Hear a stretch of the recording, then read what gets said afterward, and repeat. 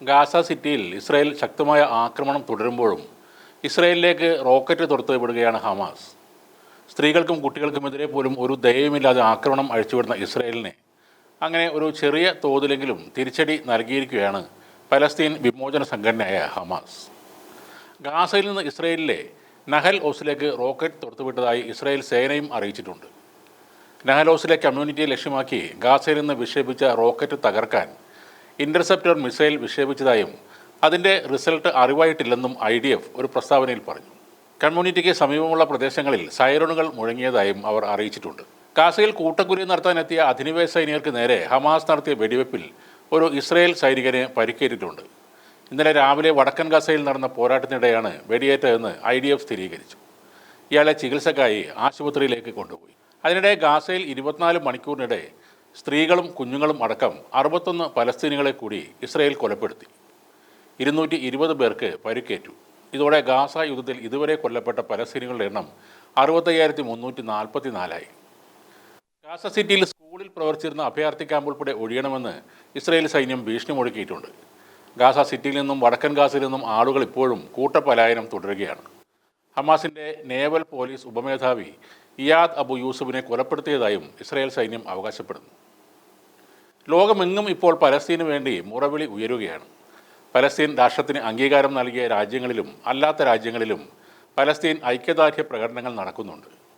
ഇറ്റലിയിൽ ഗാസ ഐക്യദാർഢ്യ പ്രകടനം നടന്നത് റെയിൽവേ ഉൾപ്പെടെ പൊതുഗതാഗതം സ്തംഭിപ്പിച്ചുകൊണ്ടാണ്.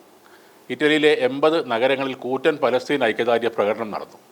ജർമ്മനിയിലും ജപ്പാനിലും പലസ്തീൻ ഐക്യദാർഢ്യം പ്രഖ്യാപിച്ചും ഇസ്രായേൽ ക്രൂരതയ്ക്ക് എതിരായും കുറേയേറെ പ്രകടനങ്ങളും നടന്നിരുന്നു. ഗാസയിലെ ജനങ്ങളോട് ഐക്യദാർഢ്യം പ്രകടിപ്പിച്ചുകൊണ്ട് ഇറ്റലിയിലെ തൊഴിലാളി യൂണിയനുകൾ 24 മണിക്കൂർ പണിമുടക്കും നടത്തി. മിലൻ മുതൽ പലേർമോ വരെ ഇറ്റലിയിലെ 75 മുനിസിപ്പാലിറ്റികളിൽ പ്രതിഷേധവും നടന്നു. ജനോവയിലും ലിവോർണയിലും തുറമുഖ തൊഴിലാളികളാണ് തുറമുഖങ്ങളാകെ സ്തംഭിപ്പിച്ചത്. ഇറ്റലി ഇസ്രായേലിലേക്ക് ആയുധങ്ങൾ കയറ്റി അയക്കുന്നത് ചൂണ്ടിക്കാട്ടിയാണ് ഈ തൊഴിലാളികൾ പ്രതിഷേധം നടത്തിയത്. മിലനിൽ 50,000 ആളുകളും ബൊലോഗ്നയിൽ 10,000-ലധികം ആളുകളും ഈ പ്രതിഷേധങ്ങളിൽ പങ്കെടുത്തതായി സംഘാടകർ അറിയിച്ചു. മിലനിൽ കറുത്ത വസ്ത്രം ധരിച്ച പ്രതിഷേധക്കാർ സ്റ്റേഷന്റെ പ്രധാന കവാടം തകർക്കാൻ ശ്രമിച്ചതിനെ തുടർന്ന് സംഘർഷവുമുണ്ടായി.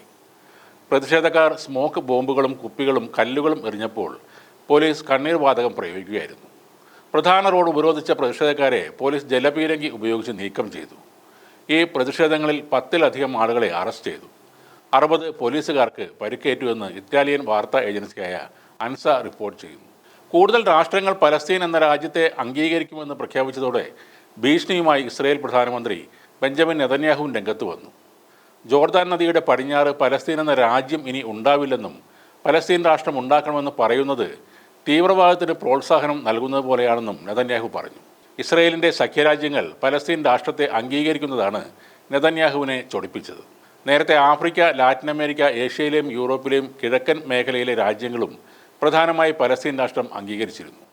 ഇപ്പോൾ യൂറോപ്യൻ രാജ്യങ്ങളും ആ വഴിയിലേക്ക് എത്തുകയാണ്. ഗാസയിൽ ഇസ്രായേൽ നടത്തുന്ന ക്രൂരതയും കൂട്ടക്കൊലയുമാണ് യൂറോപ്യൻ രാഷ്ട്രങ്ങളിൽ ഇസ്രായേലിനെതിരെ ജനവികാരം ഉണർത്തിയതും പലസ്തീൻ രാഷ്ട്രത്തിന് അംഗീകാരം നൽകാൻ രാഷ്ട്ര നേതാക്കളെ പ്രേരിപ്പിച്ചതും.